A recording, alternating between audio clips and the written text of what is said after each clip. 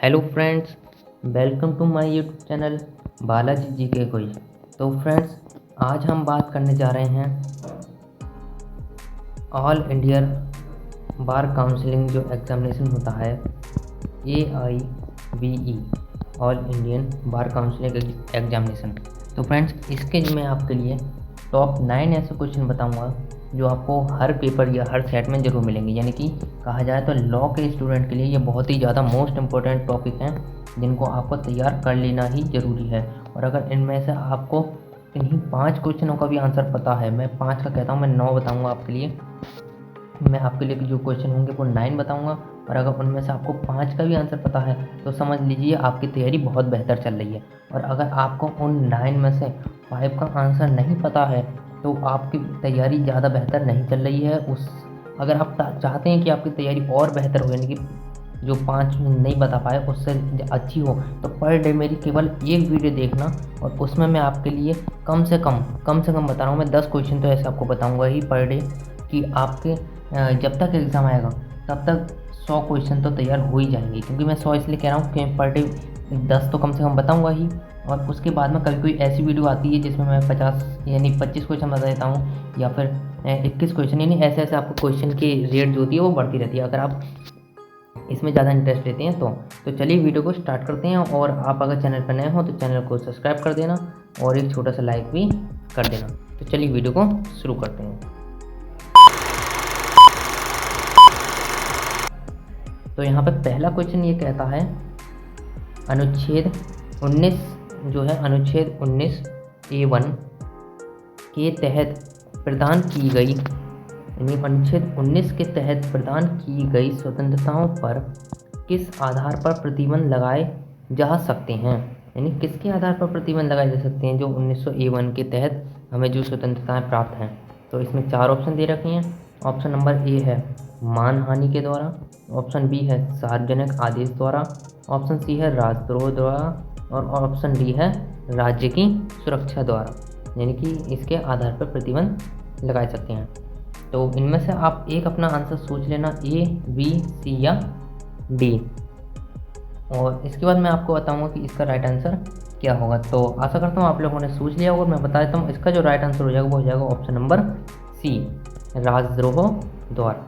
ठीक है फ्रेंड्स, और मैं आपको एक ट्रिक बताना चाहता हूँ। अगर आप ये वीडियो वॉच कर रहे हैं तो अगर आप जैसे कि ये वीडियो देखते हैं और इसमें मैं आपके लिए 4 ऑप्शन दिए जाते हैं, क्वेश्चन हर क्वेश्चन में 4 ऑप्शन ही दिए जाते हैं, तो उनमें से आपको ए, बी, सी या फिर डी में से कोई ना कोई एक चूज़ कर लेना है, ताकि मैं आपको अगर जब आंसर बताऊं तो आपको पता चल जाए कि आपका आंसर राइट था या रॉन्ग था। ठीक है, और अगर आप चैनल पर नए हो तो चैनल को सब्सक्राइब कर देना। और नेक्स्ट क्वेश्चन की ओर बढ़ते हैं। तो यहाँ पे ये क्वेश्चन में ये कहता है कि केवल नागरिक को दिए गए अधिकार हैं, यानी कि केवल नागरिक को जो अधिकार दिए गए हैं इनमें से कौन से हैं। अनुच्छेद 21, अनुच्छेद 20, अनुच्छेद 19A1, अनुच्छेद 25। और यहाँ पे 4 ऑप्शन दे रखे हैं आपको, ए, बी, सी, डी, और आप इनमें से एक आंसर सोच लेना, ए, बी, सी, डी कौन सा आंसर हो सकता है। तो आप लोगों ने इसका आंसर सोच लिया होगा, तो मैं बता देता हूँ आपको, इसका जो राइट आंसर हो जाएगा वो हो जाएगा ऑप्शन नंबर सी, अनुच्छेद 19A1। ठीक है फ्रेंड्स, ये वाला इसका क्वेश्चन का आंसर बिल्कुल राइट हो जाएगा। और नेक्स्ट क्वेश्चन की ओर बढ़ते हैं।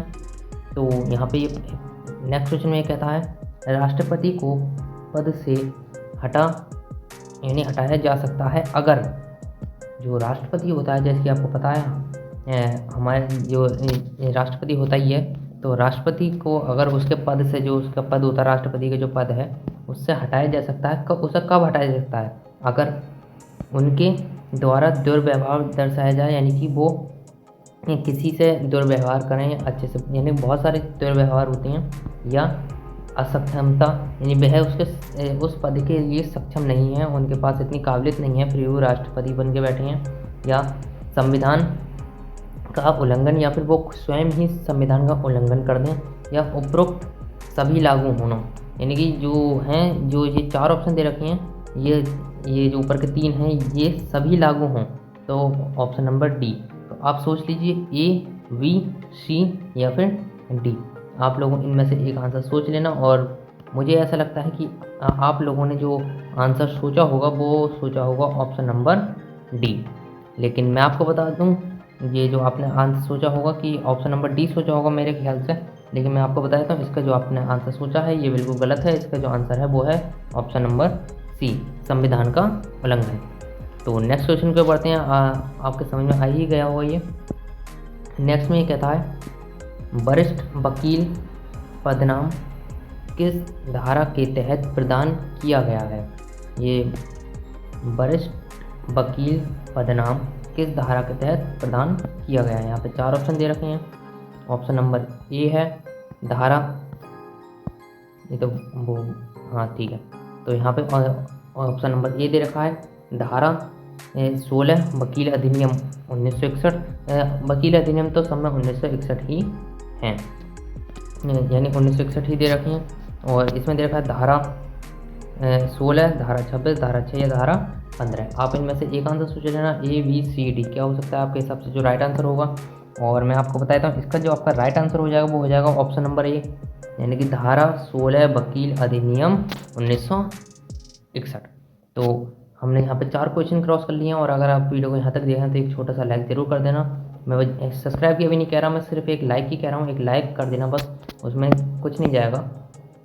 और यहाँ पे नेक्स्ट क्वेश्चन में कहता है कि उस समय भारत के प्रमुख न्यायाधीश कौन थे, यानी कि किसी समय की बात कर रहा है। उस समय भारत के प्रमुख न्यायाधीश कौन थे जब PIL की अवधारणा भारतीय न्यायिक प्रणाली में प्रवेश की गई थी। तो यानी कि उस समय पूछ रहा है कौन थे। यहाँ पे 4 ऑप्शन दे रखे हैं। न्यायाधीश M हिदायतुल्ला, AM अहमदी या AS आनंद या PN भगवती। तो इसमें से आप अपना एक आंसर चुन लेना, ए हो सकता है, बी हो सकता है, सी हो सकता है या फिर डी हो सकता है। और आप लोगों ने इसमें से एक आंसर चूज़ कर लिया होगा। लेकिन मैं ठीक है फ्रेंड्स, तो मैं अब इसका राइट आंसर बताता हूँ। इसका जो आपका राइट आंसर हो जाएगा वो हो जाएगा ऑप्शन नंबर डी। तो इसका जो राइट आंसर हो जाएगा वो हो जाएगा ऑप्शन नंबर डी, ठीक है, PN भगवती। और नेक्स्ट क्वेश्चन पे बढ़ते हैं। ये पूरी रामायण की तरह क्वेश्चन, रामायण नहीं यानी कि बहुत बड़ा क्वेश्चन है ये। और इस क्वेश्चन को मैं बताता हूँ आपको। और वीडियो को चाहूँ तो थोड़ा सा फास्ट कर लेना ताकि आपका समय ज़्यादा वेस्ट ना हो। आपके पास समय बहुत कम बचा होगा, मैं आपको जल्दी करके बताने की कोशिश करता हूँ। तो यहाँ पे ये कहता है कि भारत के सुप्रीम कोर्ट ने वेश्यावृत्ति के भिन्न रूपों में मौजूद महिलाओं की रोकथाम और उनके बच्चों के पुनर्वास के लिए विभिन्न कल्याण उपायों के माध्यम से कई दिशा निर्देश जारी किए हैं। ठीक है, यहाँ तक एक बात हो गई। ताकि उन्हें और उनके बच्चों को निम्नलिखित मामलों में से किस मामले के तहत सम्मान के साथ आजीविका और सामाजिक आर्थिक विकास के साधन प्राप्त किए जा सकें, यानी कि उन्होंने ऐसा क्यों किया है कि किसके तहत उन्हें आजीविका और समाज में जो आर्थिक विकास है वह प्राप्त हो सकें। तो यहाँ पे 4 ऑप्शन दे रखे हैं। M Hidayatullah, AM Ahmadi, AS आनंद या PN भगवती। तो इसका आप राइट आंसर सोच के रखना, A, B, C या फिर D। तो मैं बताता हूँ इसका जो आपका राइट आंसर हो जाएगा वो हो जाएगा ऑप्शन नंबर B। ठीक है फ्रेंड्स, तो इसका आपका राइट आंसर हो जाएगा वो हो जाएगा ऑप्शन नंबर B। तो दोस्तों मैं माफ़ी चाहता हूँ, लेकिन ये वाला क्वेश्चन बिल्कुल गलत है क्योंकि इसके जो ऑप्शन है ये इसके आंसर में नहीं है, यानी कि वो जो आंसर थे वो दूसरे हैं। तो ये वाला जो क्वेश्चन है ये आपका रॉन्ग होगा। तो इस क्वेश्चन को छोड़ते हैं, हम नेक्स्ट क्वेश्चन पे बढ़ते हैं। तो गलती हो गई, आगे से ऐसी कोई और गलती नहीं दिखेगी। ठीक है, तो फिर ये वाला हमारे जो क्वेश्चन है ये हमारे सेट में नहीं है। तो नेक्स्ट क्वेश्चन की ओर हम बढ़ते हैं। तो यहाँ पे कहता है ये किसी मुस्लिम कानून के स्रोतों में से एक है, इसके अंतर्गत आता है, इसके अंतर्गत क्या आता है। ठीक है, यहाँ पे देखें भगवान के नबी शब्द नबी के शब्द और कार्य और न्यायविदों का सर्वसम्मति निर्णय या औपचारिक फैसले। तो ए बी सी डी, तो इनमें से आप एक आंसर सोच लेना, ए हो सकता है, बी हो सकता है, सी हो सकता है या फिर डी हो सकता है। तो आशा करता हूँ आप लोगों ने इसमें से एक आंसर सोच लिया होगा और मैं बता देता हूँ इसका जो आपका राइट आंसर हो जाएगा वो हो जाएगा ऑप्शन नंबर बी, तो नबी के शब्द और कार्य। और हम अपने लास्ट क्वेश्चन की ओर बढ़ते हैं। और अगर आप वीडियो को यहाँ तक वॉच कर रहे हैं तो एक लाइक तो बनता है, केवल एक लाइक दे देना और जो ऊपर गलती हुई है उसे भूल जाना, आगे ऐसी गलती और नहीं होगी। ठीक है, तो फिर आप एक चैनल पर नहीं हो तो चैनल को सब्सक्राइब करना है मत करना, मैं अभी इस चीज़ पे जोर नहीं देता, मैं सिर्फ ये कहता हूँ कि आप वीडियो को एक लाइक ज़रूर कर देना। तो यहाँ पे ये क्वेश्चन कहता है, बौद्धिक संपदा अपील संबंधी बोर्ड की स्थापना किस अधिनियम के तहत की गई थी। और दोस्तों अगर आप वीडियो को देख रहे हैं तो मैं एक सलाह देता हूँ आपको, एक ट्रिक बताता हूँ। अगर आप वीडियो को डबल बार वॉच करते हैं तो आपको एक क्वेश्चन पूरी तरह रट जाएंगे, ये मैं गारंटी के संग कह सकता हूँ। और इसे बहुत सारे जो यूज़र हैं उन्होंने ट्राई भी किया है और बताया भी उन्होंने कि इस चीज़ से उन्हें सहायता मिली है। आप एक बार ट्राई करके देखना, आपको भी इसमें ज़रूर मदद मिलेगी। तो इसमें सर्वाधिक अधिनियम 1957, पेटेंट अधिनियम 1970 और ट्रेडमार्क अधिनियम 1999 या फिर डिजाइन अधिनियम 2000, ये ऑप्शन दे रखी है यहाँ पे आगे। और इनमें से A B C D 4 option दे रखे हैं, आपको इनमें से एक राइट आंसर सोच लेना है। तो मैं आपको बता देता हूँ इसका जो आपका राइट आंसर हो जाएगा वो हो जाएगा ऑप्शन नंबर सी, ट्रेडमार्क अधिनियम 1919। तो आशा करता हूँ आपको वीडियो पूरी तरह समझ गए होंगे, क्वेश्चन भी समझ गए होंगे और वीडियो भी बहुत अच्छी लगी हुई है। और मैं आपसे कहना चाहता हूँ अगर आप वीडियो को यहाँ तक वॉच कर रहे हैं तो इस चैनल को लाइक कर देना और चैनल पर नए हो तो चैनल को सब्सक्राइब भी कर देना। मिलते हैं अगली वीडियो में, तब तक के लिए जय हिंद, जय भारत।